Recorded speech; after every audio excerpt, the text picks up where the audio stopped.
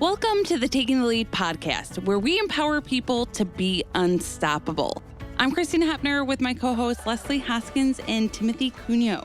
We did something really exciting not too long ago at Leader Dog. We collaborated with another guide dog school, and we wanted to share a little bit about that this morning. Yeah, it was so exciting. Guide Dogs for the Blind came to visit on the Leader Dog campus a couple weeks ago, and it was just a fantastic meeting. So they brought 8 team members, including their president and CEO.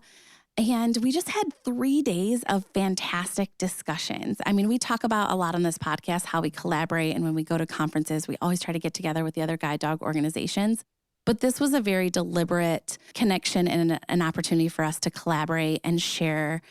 And the best thing I think was, so we met with like each different department, and Leader Dog kind of came and almost like presented how we do certain things within different departments. And then we'd kind of ask, how do you guys do it? And then they'd share what they do. And it was such an awesome opportunity for us to rethink some things. Like they do a lot of things completely different. And we were like, oh my gosh, like I would have never thought of that. Not that it's better or worse necessarily, just a whole different perspective. So it was really fantastic to kind of hear what they do and how they do it. And some things, we're, taking down notes like, oh my gosh, that's fantastic. Same thing on their end. But they're another fantastic guide dog organization. And again, we do talk about how we all get along and collaborate, but they also have an orientation mobility program. And so they're starting to really kind of build that up and wanted to learn a little bit more about our program. And so it was fantastic to get to share and kind of highlight our organization. Yeah, I think it was really cool because in my past careers, you never do that. You don't get together with the competing station or the competing company and actually just go and really, we're all serving the same people. Yeah. And so it was cool to see, they're out on the West Coast, we're in the Midwest. And so obviously the time difference won, I'm sure, and it was cold for them. But, it was really cool to see how things are done in another part of the country as well. Listen to this podcast, we're all a Leader Dog team. I mean, all the clients and everybody, but it's cool that you can collaborate with other organizations because somebody can make a better biscuit and you might get a better idea for a biscuit. And we're all on the same team when we ultimately get down to it.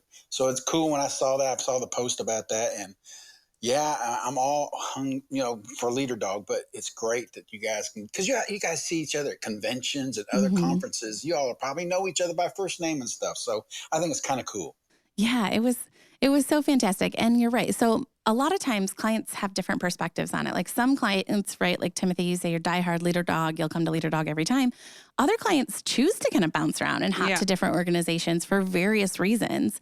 And other clients will follow their guide dog mobility instructor. So that if they have one instructor they really like to work with, and if that instructor goes to another organization, they might choose to do that too. And the reality of the situation right now too is that everybody has a long wait list. So many times clients or applicants are applying to kind of all the guide dog organizations and going wherever they get in first, which is totally understandable too. It's so great, right? Because we say this all the time, we collaborate, we also refer clients to other organizations. So if they have a specialty or something that we feel a client will be a better match elsewhere, we will absolutely make that referral and suggestion. And same thing for other organizations to us, especially one of the things we often get referrals for are our deaf-blind program. And so a lot of times GDB was saying, they look to us as the leaders in that area. But I don't know, it was just so invigorating. Everybody walked away feeling so good about things, and to meet people in the specific department that you're in, to share tips and tricks and what you're doing, and then make those connections that we can hopefully continue. So we can reach out and say, hey, have you thought about this or that? And what do you guys do for this? But another big thing we talked about was advocacy, how we can do more together as guide dog organizations or just organizations in the blindness and low vision field in general. So just exciting things. It was great. Yeah, and I think something I took away from it that was really cool is that everyone was so passionate about the end goal, which we all have is the same thing. So we run differently, we do some things differently, but at the end of the day, everyone was so passionate about what we're trying to do. So it was very cool to see, everyone who in their own respects, there was, guide dog mobility instructors, there was orientation and mobility instructors, those one cane instructors for those who don't know what that is. And to see the passion of like each team member, I kind of got to sit back and kind of watch a little bit of that and be almost a fly on the wall, but I was in the room. Yeah. It was just cool to see the passion everybody had and to see everybody come together. Yeah, that was fun. So great experience. And even better, today, our guest is a Leader Dog team member who has over 10 years of experience in the blindness and low vision field. Yes, Chrissy Plesher is a certified orientation and mobility specialist at Leader Dog. She attended Western Michigan University and graduated with her Master of Arts in Orientation and Mobility in 2013.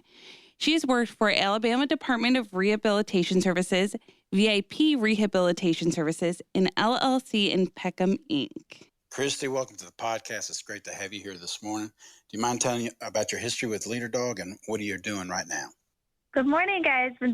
First of all, I just want to thank you guys for having me on the podcast. I'm such a fan of taking the lead, so I'm excited to be here and be a part of the conversation with you guys.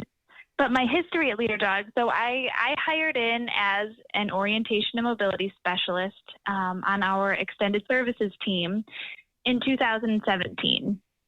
And one of the things that really drew me to this organization and this team is, we use the terms O&M team and extended services team kind of interchangeably. We're all O&M instructors, and the main function of our job is providing orientation and mobility services.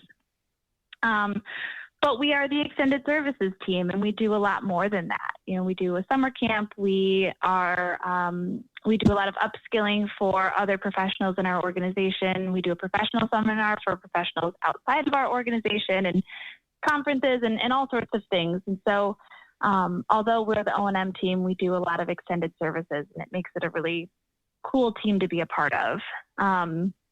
So I started doing that in 2017. In 2022, after my second little girl was born, Leader Dog supported me in moving into a part-time position on our extended services team. So I have less time to teach now, which is a bummer, but I get to focus a lot more time on some of those extended services, which is exciting. So right now, the thing I'm focusing on is our unmet needs survey, which is really cool. And I'm excited I'm here and I get to talk to you guys about it. Yeah. Thank you so much for being here, Christy. And it's been so fun. We were on the O&M team together for several years and had a fantastic time. And you're right. I'm so glad you brought up the extended services part of it, because I think we don't talk about that a lot. But our O&Ms are doing so much more than sometimes a typical O&M role. So we do teach, but also all of those other things that we're responsible for. And it does make it fun and interesting. So what is extended services? I mean, that could be a wide range of things. So Chrissy, if you could kind of talk a little bit more about what that means. Yeah, you're absolutely right. It is a wide range. And, over the course of the time I've been a part of the team, it's meant a lot of different things. And over the course of the time that Services has been a part of Leader Dog, it's meant a lot of different things. So one thing that's so great about this particular group of people, and you could say it about every department at Leader Dog, but our O&M instructors are just constantly innovating and coming up with new ideas and willing to try new things and get feedback and say, well, this is a population of people that need support in this way, so let's try this out to help them. And if it works, let's keep doing it. If it doesn't, we'll scrap it and start over. So a few examples that I can give right now, right, is we have our summer camp during the shelter in place for COVID. We rolled out a few different virtual programs to, continue serving people at that time. We're not doing those anymore now that we're back in person, but it's an example of how Leader Dog Extended Services team is just constantly adapting to the needs of the people we serve, and I think are looking for new ways to do that now as well. Does that answer your question? Absolutely. Yeah, because like you just said, you're meeting the clients where they at and with what their needs. So that's going to be an ever-changing thing, especially as technology changes and people's lives change. Yeah, because the extended services team has been responsible for teen summer camp throughout the years. Also now teen O&M. We did a lot of the GPS support, so helping all clients with any sort of GPS or technology, and continue to do that. So the extended services team is doing so much more than sometimes what people realize. But you're right, it's such an innovative team, and it keeps getting better and better and so creative, and seeing those needs and then kind of trying to follow up with appropriate programming. So that kind of brings us to one of the biggest projects that we've been working on and that, Christy, you've kind of been spearheading is the Unmet Needs Survey. So do you mind telling us a little bit, what is the Unmet Needs Survey and why are we doing it? Yes. So it's such an exciting project to be a part of. So this started with our strategic plan, and people from across the organization are hearing the same stories, and really across the blind rehab industry. We're all hearing the same stories that it's just hard out there for people to find high quality blind rehab services that they need. And the reasons for that can vary. Some people are saying there just aren't any blind rehab professionals in my home area, or I didn't qualify for services because I don't have a vocational goal, or because my vision was 1 degree off from meeting a legal definition. So, I'm just out of luck, or they just don't know what services are available. But whatever the reason, Leader Dog identified this is a problem, and it's a problem for a lot of people we're serving. And we want to try to put some numbers to it to really understand that problem so that we can figure out what our role is in solving it. And so that's sort of the premise of the unmet needs research. And then to try to answer that, we put together a cross-functional team with representation from all across our organization, including Christina. You've played a huge role in this. And people outside of our organization. We had a lot of client involvement. We had involvement from professionals in other areas of the country to give their perspective about what they're observing in their territories. And we just had a lot of conversations. And wouldn't you agree, Christina, that pretty much started with just that storytelling I'm talking about? Just everyone in a room together, like, this is what I'm hearing, this is what I'm hearing, and we're frustrated. Absolutely. I think being in those first couple of meetings, it was very interesting for me to hear from other people. I've helped in the marketing of this, sending out the emails and doing that, but hearing what other people were hearing, our guide dog mobility instructors, people from other organizations, it was really cool for me to hear what their clients or potential clients are saying. So it's been really interesting to send out the emails and see what people are responding to as well. Yeah, and I found it super interesting too, going to conferences, and we've been promoting this as well. And colleagues, right, like you're saying, Christy, they want the results too, because they're seeing and talking to the same people and hearing the same things. And so it's not just Leader Dog that's invested in this. We do have a lot of other people who are really looking forward to the results of this survey. And you guys both make an important point that it's not just a Leader Dog problem, and it's not just Leader Dog clients, right? It's also the people that we're never meeting. And that's really what our conversation started to circle around after we all got our stories out of our system and asked questions that led to more questions. We found ourselves talking about two types of people over and over again. The first type of person is the client we're already seeing. And I don't want to generalize, because I don't want someone to hear this podcast and say like, oh, well then I'm not a Leader Dog client potentially, right? There's not always truth behind this, but we notice some patterns that a lot of the people we serve are people who are more on the active side. Oftentimes, especially people that are coming for guide dog training, have already had a degree of blind rehab services before coming to see us. They're at a point in their lives where they can leave home for an extended period of time.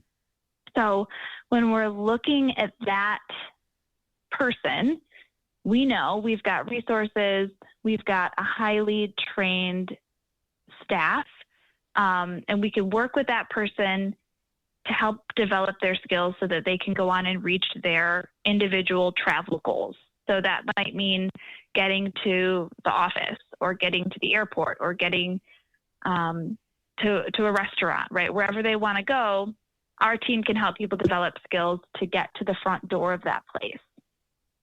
What we don't know is what happens after they get to the door and they cross over that threshold. What happens within that purposeful destination, right? So if someone wants to get to a local restaurant, our team can work with people to develop a beautiful route to get there, low risk street crossing decisions, whatever they need. When they step into that restaurant, we don't know if they have the the skills they need to access the printed material on the menu, or if they feel confident in their dining etiquette or their non-visual cash management skills, right, to make sure they're paying their bill and getting the correct change back from their bill. So just because somebody has a purposeful destination, if they don't feel comfortable once they get there, they don't feel independent once they get there, how purposeful can that route be, right? Absolutely. The second type of person we talked about is someone we're not seeing yet, right? And that could be because, you know, someone who lives in a retirement community who doesn't feel 30 hours in a week of O&M is what's going to fit their personal independent travel goals. Somebody who's a caregiver for, you know, their family that can't just leave for an extended period of time, or has a high demand job that they can't take that kind of time off from. So with these conversations about these people, we came down to two questions. The first being, what barriers limit a person from ever considering Leader Dog as a blind rehab option, never even picking up an application? And for the people we do see, what barriers persist for those people after they leave that present challenges to reaching their long-term independence goals? Yeah, I think that's so exciting, right? Because those are exactly the people we want to reach. And then also the people who we are serving, how can we do more? And I think this survey does a great job of trying to get all of that information to explore options, right? Like, we don't necessarily know what the outcome of this survey is going to be, but we know Leader Dog has historically focused solely on mobility, right? So getting people from point A to point B safely, whether that be with a guide dog or a long white cane. So this is some information that we can actually take back, look at, and say, okay, here's some huge gaps. Where else can we potentially fill in and kind of explore those opportunities, which is very exciting for Leader Dog and kind of outside of our realm, at least as of now. I know in the past, in our history, we've tried different things here and there. So exciting to be bringing in all this information. So, Christy, we've talked a lot about kind of the individual, so the person receiving services side, so that potential client or the client that will never experience Leader Dog. But who else are we directing the survey to? Because there's actually two versions of the survey. So do you mind explaining the other kind of version? Yes, and thank you for asking that. It ties into your point that this is an industry-wide problem, right? Where Leader Dog is not the only group of people interested in these survey results. So we have a second survey for people providing services to people who are blind or have low vision. And I think that one's really important too, because of the professionals that we work with out in the industry, our professional colleagues, have a real finger on the pulse of what's happening in their home areas. And they're feeling that same frustration that we're feeling and that our clients are feeling, that we just want to do more. And so they might have some different perspective on, you know, this position has been vacant for 5 years and I'm watching this waiting list grow, people needing services, and this is a problem. And this survey directed towards professionals is a platform to share that problem. Again, because we just want to have a better understanding. We know, everybody knows that these service gaps exist and that they're a problem. We are trying with this research to really quantify that and figure out who it's impacting, where it's impacting people, and how that might change based off demographics. So thank you for bringing that up. That's equally important. Both of the surveys are really working in tandem. So, Christy, if somebody's interested to participate in this survey, how do they go about doing that? We are putting it out there in a lot of our internal communication. So if you're a part of a mailing list at Leader Dog, you're getting it. We're also working with our colleagues with other organizations. They're sharing it through their mailing list.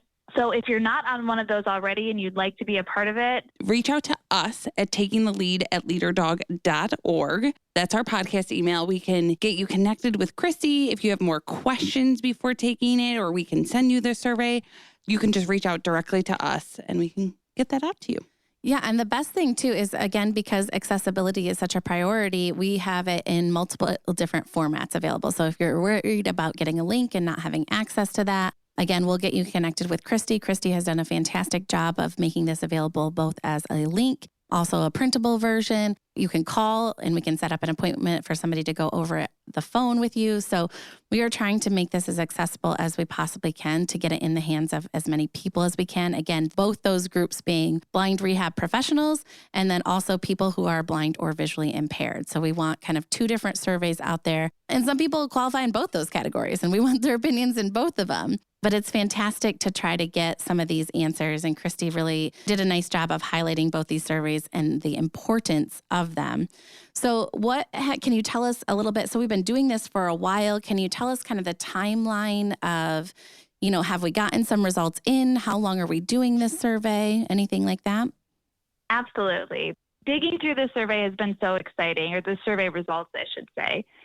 So we have a lot of engagement in our survey for people with vision loss, and we want more of that because these are the voices that we really want to be guiding our decision making.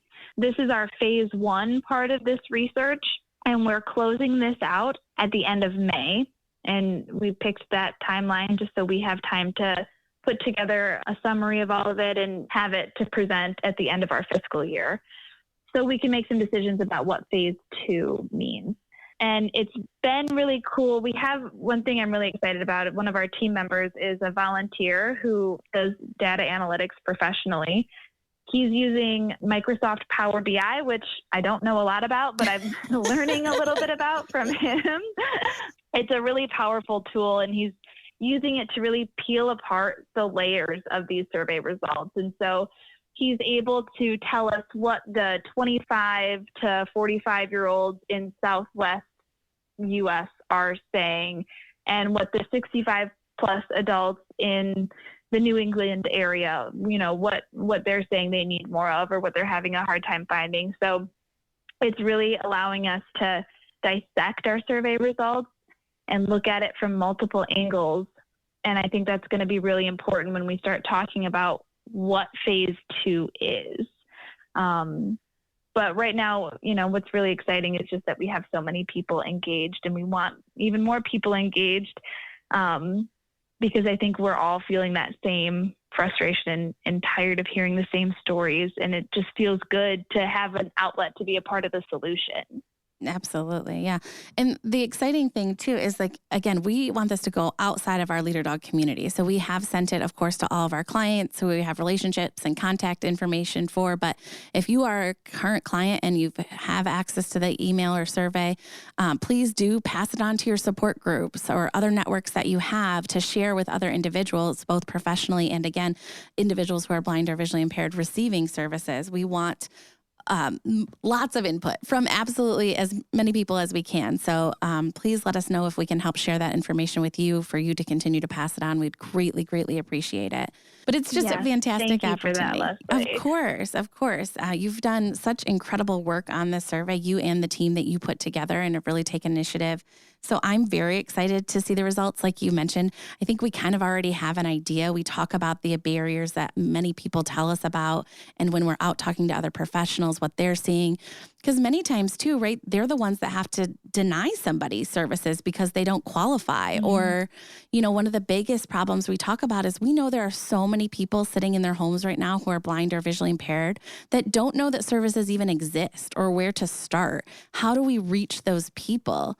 And so I think this is kind of a good starting point to kind of collect as much data as we possibly can.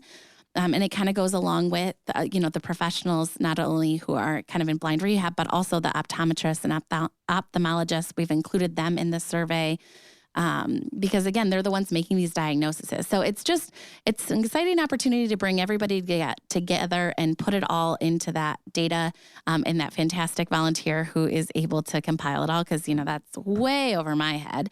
Stats was never something that Thank goodness for Drew. Drew, yes, we need to give Drew a shout out.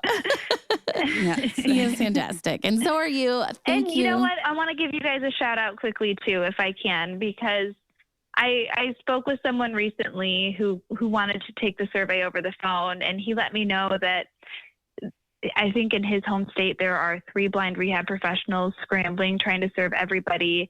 And until he started listening to this podcast, he thought he was the only person struggling with this stuff. And so listening to you guys talk about blind rehab and services and Timothy, you talking about your experience was all just so validating and motivating for him. And so you guys are doing such great work, and thank you for what you're doing to get the word out there about these services. Well, thank you for that. That's why we do this every other week. And I enjoy doing it. I'm sure Leslie and Christina does too. So it's nice to hear Yes. feedback from the listeners and stuff. So thank you for sharing that. That's very kind, Christy. And thank you so much for joining us today and sharing about the survey. And again, everybody or anyone who's interested in that survey or passing it along to anybody else, you can email us at takingthelead@leaderdog.org, which Christina will say here in a second too. But thank you for joining us this morning and kind of sharing everything about it and how you came together. And hopefully we look forward to having you back and talking about the results. Yeah, I would love that. Thank you guys. This was so much fun. And thank you so much to our listeners for listening to the Taking the Lead podcast. I'm Leslie Hoskins with host Timothy Cunio and Christina Hebner. We hope you enjoyed learning about Christy and the important work she is doing.